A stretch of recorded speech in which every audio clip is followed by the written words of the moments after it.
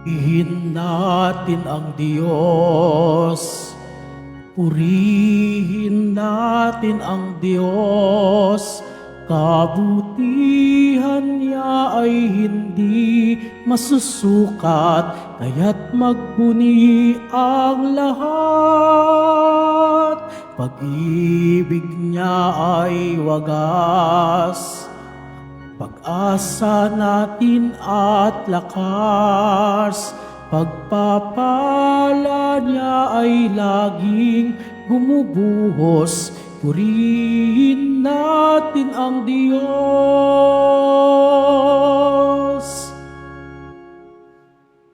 Sa ngalan ng Ama at ng Anak at ng Espiritu Santo, Amen. ang pagkapala ng ating Panginoong Kristo, ang pag-ibig ng Diyos Ama, at ang pagkaisa ng Espiritu Santo naway sumainyong lahat. At sumayo rin. Mga kapatid, nasa Miyerkules tayo ng 11 na linggo ng pangkaraniwang panahon. Isama po natin sa misa natin ngayon ang mga intensyon para sa araw ngayon. Ang inyong mga intensyon kayong sa loob ng Basilica Minor at Pambansang Nambana ni Jesus Nazareno. Ang mga intensyon naman nakiisa sa atin sa mitan ng live streaming through Facebook Live, YouTube, X, Instagram, TikTok at iba pang social media dito sa ating bansa at iba't ibang dako ng mundo. Isama rin natin ang ating intensyon para sa kapayapaan sa buong mundo, lalo tigit na sa Israel at sa Ukraine. Mga minamahal kong mga kapatid, sa sulat ni San Pablo sa taga-Corinto, ay kanya pong sinasabi na kapag marami ang itinatanim, ay sagana din ang anihin, sapagkat ang Diyos ay nagbibigay biyaya at nagpapala sa mga gumagawa ng kabutihan. Sa ating Ebanghelyo ni San Mateo, tinuturuan tayo ng ating Panginoon na ang pag-abuloy, ang panalangin, at ang pag-aayuno ay isang bahagi sa pagsabuhay bilang nanampalataya sa Panginoon. Pero kinakailangan na taos-puso nating gagawin ang lahat ng mga ito. Sa mga sandali na sa ating mga gawaing dakila sa awa ay hindi natin ginagawa ng taos-puso at dahil sa ating karapukan at kahinaan tayo nagkasala, dumulog po tayo sa maing Panginoong nagpapatawad ng lubos. Sinugong taga pagpagaling sa mga nagsisisi, Panginoon, kaawaan mo kami. Panginoon, kaawaan mo kami. Dumating na taga-pag-anyayang mga makasalanan ay magsisi, Kristo, kaawaan mo kami. Kristo, kaawaan mo kami. Nakaluklok ka sa kanan ng Diyos Ama para ipamagitan kami, Panginoon, kaawaan mo kami. Panginoon, kaawaan mo kami. Kaawaan tayo na makapangyarihang Diyos, patawarin tayo sa ating mga kasalanan at patnubayan tayo sa buhay na walang hanggan. Amen. Manalangin tayo. Ama naming makapangyarihan, lakas ka na mga walang inasahan kundi ikaw. Ang pagluhog namin ay iyong pagbigyan, sapagkat kami, mga tao lamang, napawang mahina kapag iyong iniwanan. Kaya naman kami lagi mong tulungan upang sa pagtupad ng iyong mga kautusan, ikaw ay aming mabigyang kasiyahan sa aming iniisip at ginagawa araw-araw. Sa pangitan ni Kristo kasama ng Espiritu Santo, magpa sa walang hanggan. Amen. Magsiupo muna po ang lahat.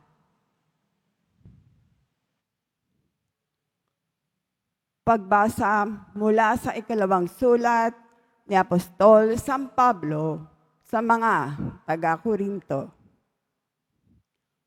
Mga kapatid, tandaan ninyo ito, ang naghahasik ng kakaunti ay mag-aani ng kakaunti. At ang naghahasik naman ng marami ay mag-aani ng marami. Ang bawat isa'y dapat magbigay ayon sa sariling pasiya, maluwag sa loob at di napipilitan lamang, sapagkat ang ibig ng Diyos ay kusang pagkakaloob. Magagawa ng Diyos na pasaganain kayo sa lahat ng bagay, higit pa sa inyong pangangailangan, upang may magamit kayo sa pagkakawanggawa. Gaya nga ng sinabi ng kasulatan, siya'y namudmod sa mga dukha, walang hanggan ang kanyang kabutihan. Ang Diyos na nagbibigay ng binhing ihahasik at tinapay na makakain, ang siya ring magbibigay sa inyo ng binhi at magpapalago nito upang mamunga ng sagana ang inyong kabutihang loob. Pasasaganain niya kayo sa lahat ng bagay para lalo kayong makatulong sa marami. Sa gayoy, dadami ang nagpapasalamat sa Diyos dahil sa inyong tulong na dadalhin ko sa kanila. Ang salita ng Diyos. Salamat sa Diyos. Mapalad siya na may takot sa Diyos na nagmamagandang loob. Mapalad siya na may takot sa Diyos na magandang loob. Mapalad ang tao na may takot sa Diyos. Siyang sumusunod ng buong alindog. Ang kanyang lipi magiging dakila, pari mga angkan ay pinagpapala. Mapalad siya na may takot sa Diyos na magandang loob. Magsitayo na po ang lahat.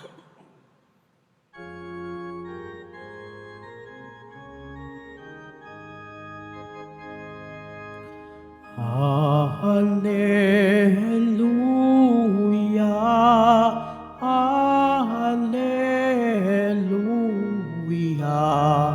Hallelujah, Hallelujah.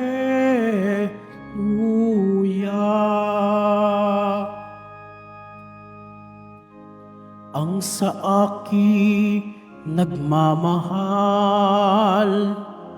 tutupad sa aking aral, ama't ako'y mananahan.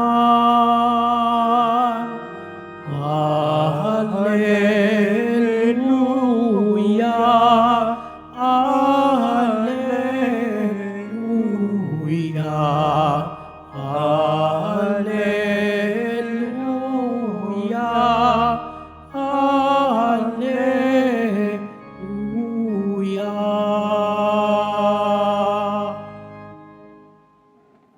Sumainyo ang Panginoon. At sumayo rin. Ang mabuting balita ng Panginoon ayon kay San Mateo. Papuri sa iyo, Panginoon. Noong panahon yon, sinabi ni Jesus sa kanyang mga alagad, pag-iingatan ninyo na huwag maging pakitang tao lamang ang paggawa ninyo ng mabuti. Kapag ganyan ang ginawa ninyo, wala kayong matatamong gantimpala buhat sa inyong amang nasa langit. Kaya nga, kapag naglilimos ka, huwag mo nang ipagkamaingay ito katulad ng ginagawa ng mga mapagpaimbabaw doon sa sinaguga at sa mga lansangan. Ginagawa nila ito upang purihin sila ng mga tao.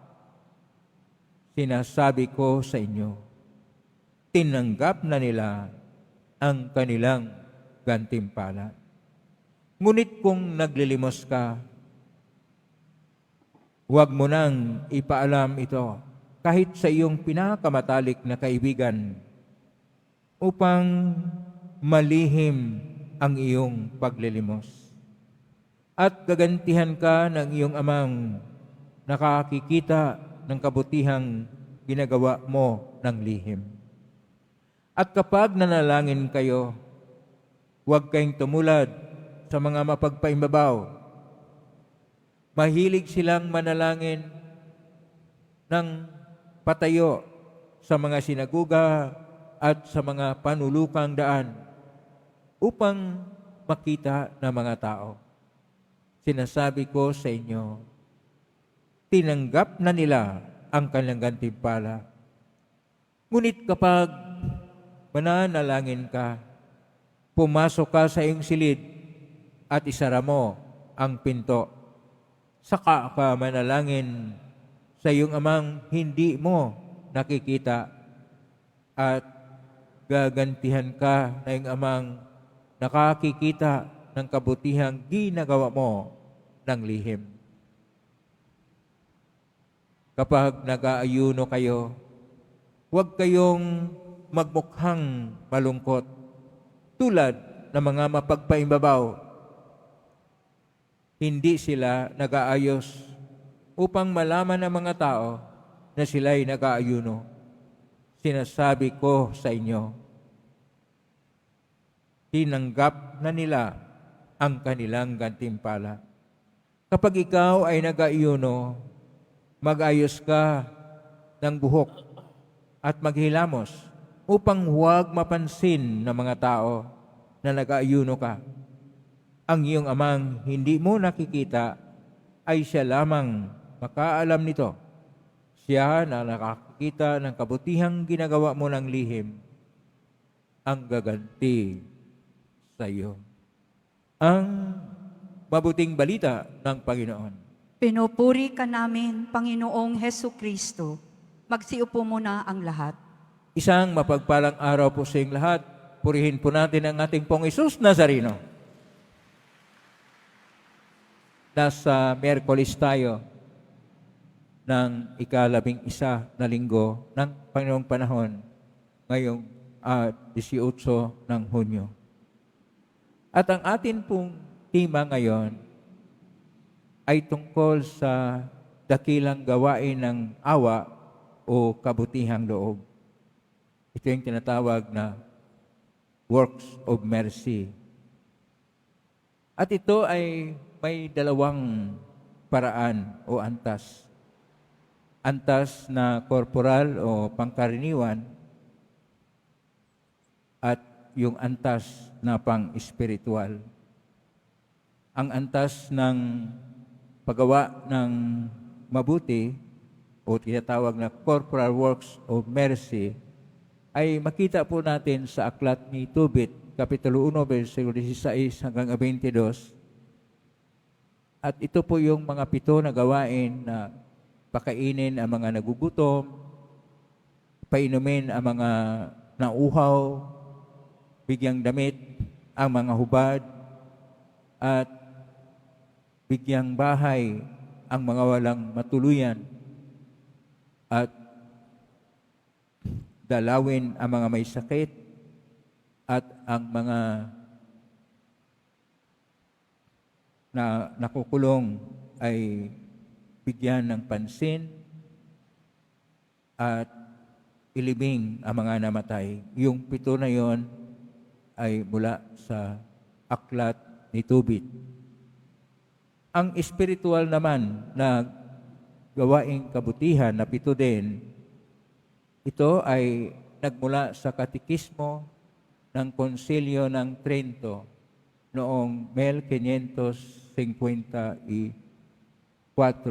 na ito ay naging bahagi pa rin ng katikismo, ang espiritual na kabutihang loob o gawain na ang pagturo sa mga mangmang, ang pagbigay ng gabay sa mga nalilito, ang pagkaroon ng pagtuwid sa mga makasalanan, ang pagkaroon ng pasyensya sa lahat ng mga hindi gumagawa ng maayos, ang handang magpatawad sa lahat ng mga nagkasala, ang pagbigay ng mabuting awa sa mga na may pinagdaanan at nalulungkot, at pangpito, ang pagdasal para sa mga buhay at mga patay. Na nadagdagan naman ito ni Papa Francisco sa kanyang Laudato Si o Magpuri Ka na isang encyclical para sa kalikasan na dapat nating alagaan ang ating mundo sapagkat ito ang ating tahanan, na ang pangalaga sa kalikasan ay isa rin sa mga gawain ng kabutihan. Mula ito sa mga 7 at 7 pa, 14, mayroon po tayong 3 na ating napakinggan ngayong araw. Yung una, yung paglilimos. Pangalawa, ang panalangin. At ang pangatlo, ang pag-aayuno. Ito pong 3 na gawain ay gawain para sa kabutihang ipahayag natin sa ating kapwa, ay gawaing kabanalan para sa ating kabanalan. Sa salita ng ating Panginoon na Hebreo, na dahil ang ating Panginoon siya po ay nagtuturo dito, ito ay una sa lahat yung 3 na mahalaga na gawain ay yung Sandaka, Tefillah, at yung sinasabi niyang Itzum. Ito yung una, yung sinasabi natin na paglilimos o pag-aabuloy, yung Tefillah, yung tungkol sa panalangin, at wala nang pinakamalaking panalangin liban sa panalangin na Ama namin. At ang pangatlo, yung ating pag-aayuno na ginagawa lang para sa mga Hudyo, isang bisis lang isang taon sa tinatawag na Yom Kippur, panahon ng pagsisisi, Yom, panahon, Kippur, pagsisisi, at ginagawa ng mga Parisiyo lagi at sinusunod naman sa mga iba't ibang grupo. Kasama na ang mga grupo na tinatawag na disipulo ni San Juan Bautista, pero hindi gaanong ginagawa ng mga tagasunod ng ating Panginoon.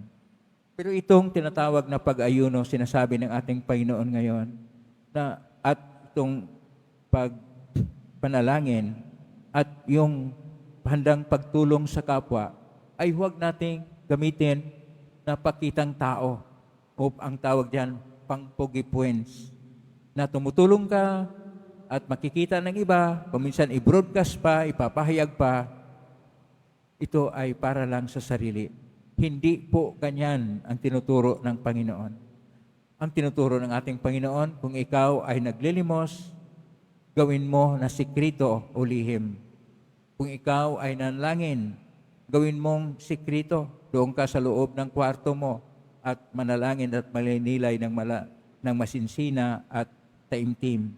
At kung ikaw ay nag-aayuno, huwag mong ipakita sa iba na nag-aayuno ka.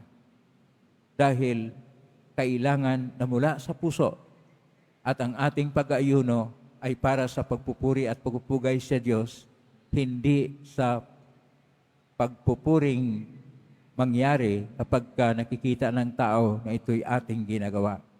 Sapagkat lahat ng ginagawa natin ay hindi po para sa ating sarili.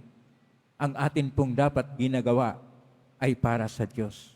Kasi maraming iba, mag-donate sila, kailangan pa na ipalista ang pangalan, ipaalam ng maraming tao, kuminsan ipapicture pa, at kuminsan i-post pa sa social media.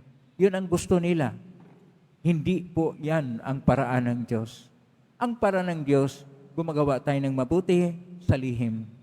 At dahil sa lihim, taos-puso ang ating ginagawa. Ang ating ginagawa na paglilimos o pagtulong sa kapwa, ang ating panalangin para sa ating kapwa-tao, ang ating pag-aayuno upang kung ano yung ating na-save sa panahon ng fasting o pag-aayuno ay atin pong ibigay na tulong sa ating kapwa-tao. Pag ginagawa po natin ito ng sikrito, pag ginagawa po natin ng lihim, hindi po sa ating sarili, hindi po sa ating kapwa, hindi po sa sambayanan, ginagawa natin ito para sa Diyos. Kaya ang atin pong napakinggan ngayon, dapat lahat gawin ay para sa Diyos. Kaya po nating napakinggan sa ating unang pagbasa sa mga sulat sa Pablo sa Corinto, Kapitulo 4, versos 6 hanggang 11, na kung ano yung mga hinahasik natin pagka marami ring aanihin o sagana ang maani. Sapagkat ang Diyos ay siyang nagbigay ng maraming biyaya sa mga taong may kawang gawa o tumutulong para sa kabutihan ng iba. At siya ay nagpapayaman pa sa lahat ng mga tumutulong upang lalo pa silang makatulong. Ang Diyos ay Diyos ng kabutihang loob at Diyos na siyang magpapahayag na kailangan hindi mapagpaimbabaw ang lahat ng ating ginagawa, bagkus taos puso ang ating ginagawa para sa Diyos. Kaya sabihin mo sa kapwa mo, para sa Diyos sa lahat. Pakisabi sa katabi mo, para sa Diyos ang lahat. Para sa Diyos ang lahat. Dahil hindi ang lahat ng bagay natin ay para sa atin. Ang lahat ay para sa Diyos. At kung ang Diyos ay para sa lahat, at ang lahat ay para sa Diyos, nasa tama po tayo na direksyon. Nasa tama po tayo na aksyon. Nasa tama po tayo na tunguhin. Sapagkat ang kabutihang loob ng Diyos na siyang nagligtas sa atin, na siyang tumutubo sa atin sa magitan ng ating pong Isus Nazareno, na nag-alay na kanyang buhay para sa atin, na payag sa ating buhay, at ang ating mga ginagawa ay siyang pagpupuri at pagpupugay sa Diyos, na ang kaligtasang natanggap natin at lahat ng biyayang natanggap natin sa Diyos ay tinatapatan din natin ng ating taos-pusong ginagawa para sa ating kapwa. Naway ang kabutihang loob ay ating ipahayag sa iba upang maipahayag natin ang kabutihang loob ng Diyos. Amen? Purihin natin ang Diyos. Tumayo na po ang lahat.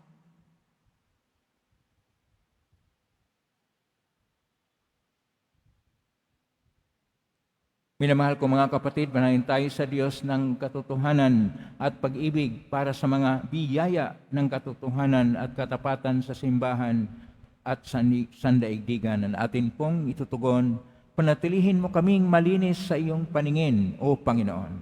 Panatilihin mo kaming malinis sa iyong paningin, O Panginoon.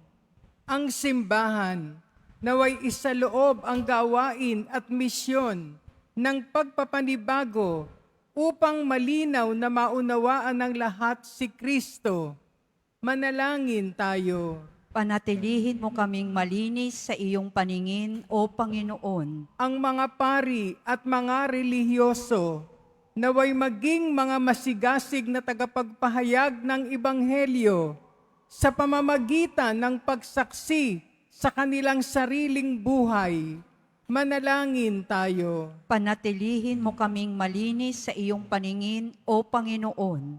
Ang mga lingkod pang mamamayan at komunidad, naway maging tapat at hindi makasarili sa kanilang gawain ng paghahatid ng katarungan, karangalan at pagkakaisa sa mga taong kanilang pinaglilingkuran.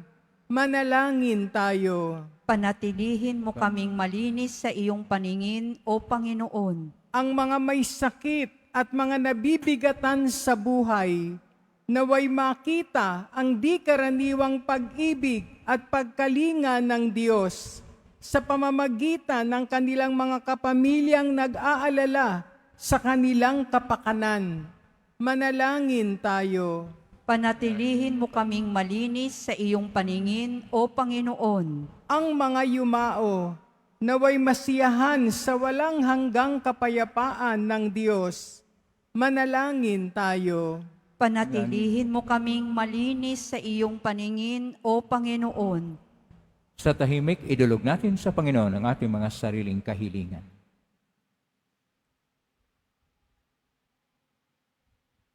Ama naming Diyos, tulungan mo kaming ibigin at paglingkuran ka sa diwa ng katotohanan sa pangitan ni Jesus na aming daan patungo sa iyo.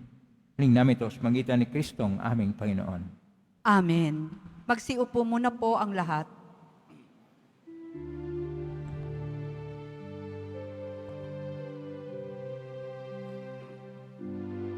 Tanggapin ninyo, O Diyos naming Ama, nakayanan naming alay sa inyo. Galing din po sa inyo mga biyaya na ito, tinapay at alak mula sa aming ani. Inyo po nawa itong ikaligaya, kung mamarapatin po sila'y inyong gawing katawan at dugo ng inyong anak, minamahal naming Jesus. Minamahal naming Jesus. Tumayo na po ang lahat. Manalangin kay Batid upang paghain natin ay kalugdan ng Diyos Amang makapangyarihan. Tanggapin nawa ng Panginoon itong paghahain sa iyong mga kamay, sa kapurihan niya at karangalan, sa ating kapakinabangan at sa buong sambayanan niyang banal. Ama naming lumikha, kami ginawa mong may angking katauhan na dapat pakainin at pangalagaan. At yung dinudulutan ng banal na pakikinabang, ipagkaloob mong kami huwag magkulang sa mga inuukol mo sa aming kapakanan sa pangitan ni Kristo kasama ng Espiritu Santo, magpa sa walang hanggan. Amen. Sumainyo ang Panginoon. At sumayo rin. Itaas sa Diyos sa inyong puso at diwa. Itinaas na namin sa Panginoon. Pasalamatan natin ang Panginoong ating Diyos. Marapat na siya ay pasalamatan. Ama naming makapangyarihan, tunay marapat ni kay aming pasalamatan.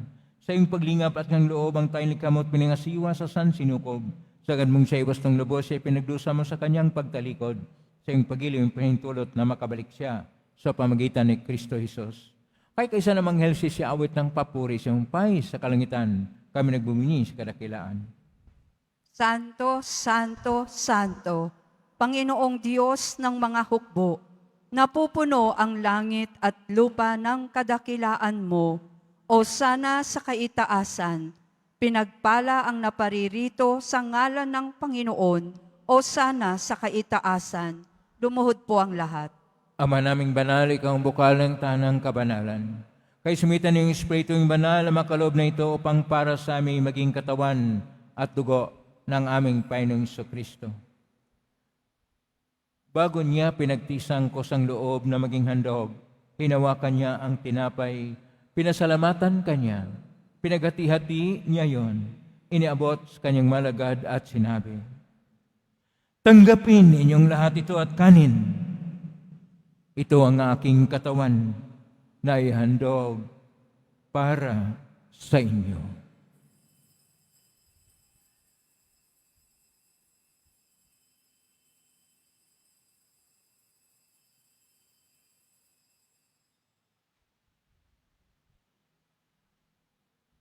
Gayon naman ang matapos ang hapunan, hinawakan niya ang kalis, muli kanyang pinasalamatan. Inabot niya ang kalis kanyang malagad at sinabi, "Tanggapin ninyong lahat ito at inumin. Itong kalis ng aking dugo ng bago at walang hanggang tipan. Ang aking dugo na ibubuhos para sa inyo at para sa lahat. Sa ikapagpapatawad ng mga kasalanan. Gawin niyo ito sa pag-alala sa akin.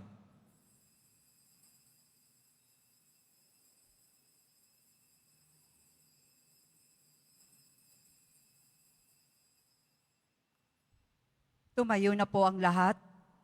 Ang misteryo ng pananampalataya.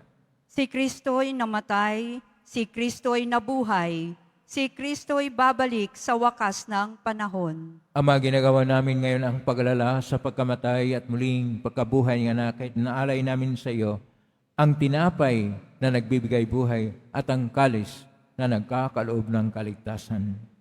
Kami nagpapasalamat dahil kami narapat na tumayo sa harap mo para maglingkod sa iyo. Isinasamo namin kami magsasalo-salo sa katawan at dugo ni Kristo ay mabuklod sa pagkakaisa sa pamagitan ng Espiritu Santo. Ama, lingapin mong simbahang laganap sa buong daigdig. Pususin mo kami sa pag-ibig kaisa ni Leon XIV na aming Papa at ni Jose na aming Obispo at ng Tanang Kaparian. Alalahanin mo rin ang mga kapatid naming nahimlay na may pag-asang sila'y muling mabuhay, ganyan ang lahat ng mga pumanaw. Kaawaan mo sila at patuloyin sa iyong kaliwanagan. Kawan mo dapatin kaming lahat na makasalo siyang buhay na walang wakas. Kaisa ng mahal na Birhen Maria na ina ng Diyos, ng kabiyak ng puso niyang San Jose. Kaisa ng mga apostol, San Juan Bautista, San Roque, ni San Lorenzo Ruiz de Manila, ni San Pedro Calungsod at ng lahat ng mga banal, na namuhay Diyos daigdig ng kalugod-lugod sa iyo, maipagdiwang nawa namin ang pagpupuri si karangal mo sa pangitan niya anak na aming Panginoong Hesus Kristo.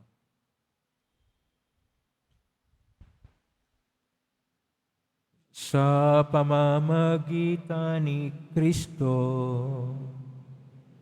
kasama niya at sa Kanya, ang lahat ng parangal at papuri ay sa iyo, Diyos amang makapangyarihan, kasama ng Espiritu Santo, magpasawalang hanggan.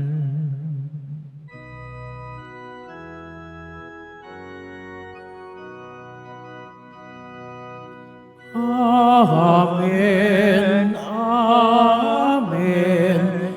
Diya sa lahat ng masama, pagkalooban ng kapayapaan araw-araw, iligtas sa kasalanan at tirasalat ng kapahamakan, samantalang aming pinanabikan ang dakilang araw ng pagpapahayag ng tagapagligtas naming si Jesucristo.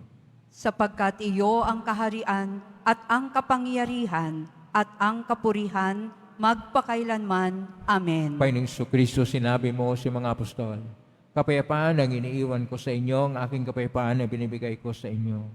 Tunghayan mong aming panampalataya at huwag ang aming pagkakasala. Pagkalooban mo kami ng kapayapaan at baka kaisa ayon siyang kalooban, kasama ng Espiritu Santo, magpa sa walang hanggan. Amen. Ang kapayapaan ng Panginoon ay laging sumainyo. At sumayo rin. Magbigay kayo ng kapayapaan sa isa't isa. Kapayapaan sa inyo.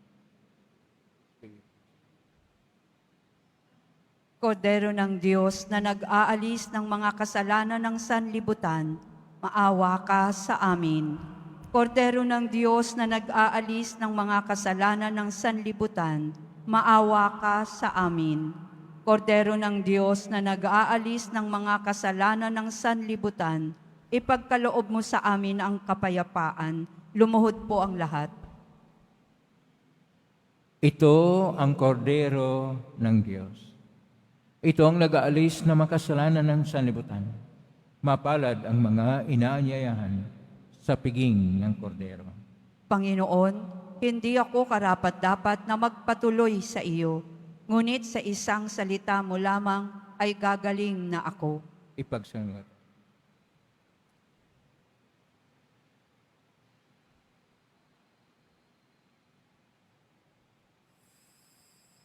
Para sa lahat ng tatanggap ng banal na komunyon, sasagot po tayo ng amen pagkasabi ng pari o ng lay minister ng katawan ni Kristo at isubo agad sa bibig bago umalis sa harapan ng pari o lay minister. Sumunod po tayo.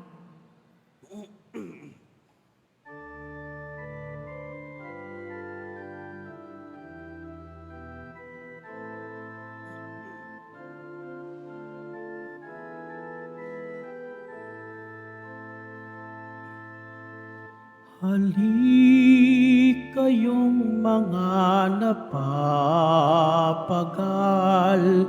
kayong nauuhaw sa mundo. Dali kumait uminom kayo ng hain ni Yesu Kristo. Jesus tinapay mula sa langit, biyayang alay ng Diyos Ama. Pagkaing nagbibigay buhay, ligtasan, dugong binuhos, alang sa tanan, tanda ng pakikipagtipan sa bayang kaniyang hinirang. Halik kayong mga napapagal, kayong nauuhaw sa mundo. Dali kumait uminom kayo ng hain ni Yesu Kristo.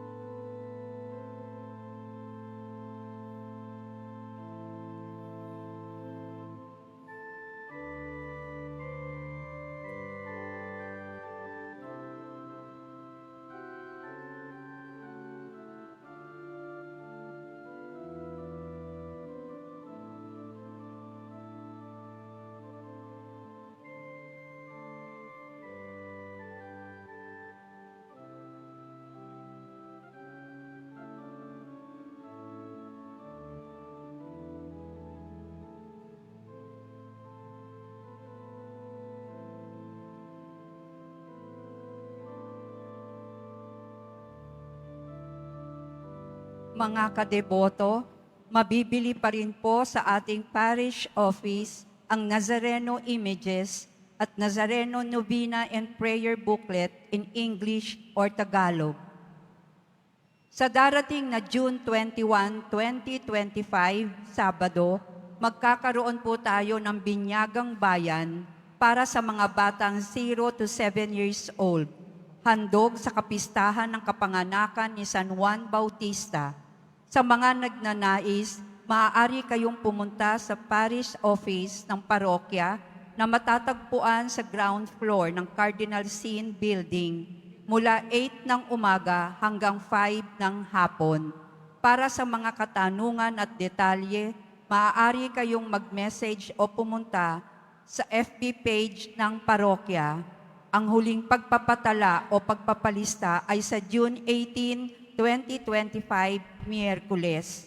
Paalala sa mga nagsisimba, pagkatapos ng misa, wiwisikan po ang lahat ng banal na tubig. Pinakikiusapan ng lahat na manatili lamang muna sa inyong mga lugar. Tanging sa Quezon Boulevard o Plaza San Juan lamang ang labasan ng lahat. Sumunod po tayo. Maraming salamat po sa inyong pagdalaw at pagsisimba sa Basilica Menor at Pambansang Dambana ni Jesus Nazareno. Tumayo na po ang lahat. Manalangin tayo. Ama naming mapagmahal, ang pinagsaluhan naming banal na pakikinabang na nagpahiwatig ng iyong pakikiisa sa tanang naritong nakipagdiriwang ay magdulot nawa ng pagkakaisa sa iyong sambayanan sa pangitan ni Kristo kasama ng Espiritu Santo magpasaw na hanggan. Amen. Maraming salamat po sa inyong pagdalaw sa tahanan ng ating pong Jesus Nazareno. Kay mga narito, kay manaugnay sa iba't ibang social media platform na cross-posting sa iba't ibang paraan, naway ang inyong panalangin ay dinggin ng poong Jesus Nazareno. Salamat sa lahat ng bigay ng tulong at donasyon sa Quiapo Church upang makatulong ang Quiapo Church sa kapwa at mahirap at nangailangan. Salamat po sa inyong tulong, pagpalain kayo ng Panginoon Diyos. Salamat sa lahat naglilingkod ngayon, pagpalain kayo lagi ng poong Jesus Nazareno. Plakpakan po natin lahat ng mga naglilingkod, lahat ng tumutulong sa atin, nakisa sa atin, lahat ng narito, naway ang Diyos ay magpapala sa inyong biyayang siksik-liglig at nag-uumapaw. Ang paglilimos, pagdarasal, at pag-aayuno, at gawaing kabutihan para sa ating kapwa, ay gawin po natin na hindi pakitang tao, pagkus taos puso nating ginagawa para sa pagpupugay at pagpupuri sa Diyos na siyang pinanggalingan ng lahat ng kagalingan sa buhay. Lahat po ay ginawa natin para sa Diyos, hindi sa ating pangsarili na interes. Ngayon na po ang postbas. Mga araw po lang mga itas bagya, mga ibagay na postbasan. Sumainyo ang Panginoon. At sumayo rin. Mahal na pong Isus Nazareno, iniag mo sa cross ang walang malayo na pag-ibig ng Diyos ng katauhan. Pakinggan mo ang kahilingan lalo na para sa mga nangailangan ng tulong at awa. Makamtanawa namin ang iyong kasagutan mitang na loob na tinatanaw. Bastasan po ninyo itong maimahin at dasalan upang lalo kaming manalangin at magtiwala. Sa mitan ng benisyon ito, naway lalo kaming maging mapaglingkod, masunod at tapat sa iyo na aming walahating Panginoon, magpa sa walang hanggan. Amen. Pagpalain kayo makapangirihang Diyos, Ama at Anak at Espiritu Santo, Amen. kumaiging taglayang kapipahan, pag-ibig at pag-asa ng pong Isus Nazareno. Salamat sa Purihin Diyos. natin ang ating pong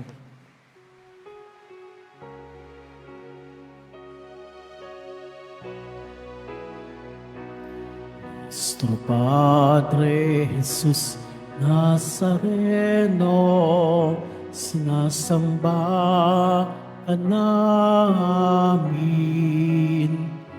binibintuho ka namin, aral mo ang aming buhay at kaligtasan. Nuestro Padre Jesus Nazareno, iligtas mo kami sa kasalanan.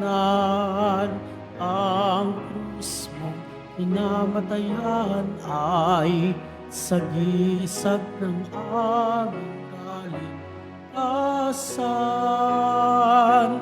Nuestro Padre Jesus Nazareno, dinarangal namin. Nuestro Padre Jesus Nazareno, iluluwalhati ka namin. Nuestro Padre Jesus Nazareno, dinarangal ka namin. Nuestro Padre Jesus Nazareno, niluluwalhati ka namin.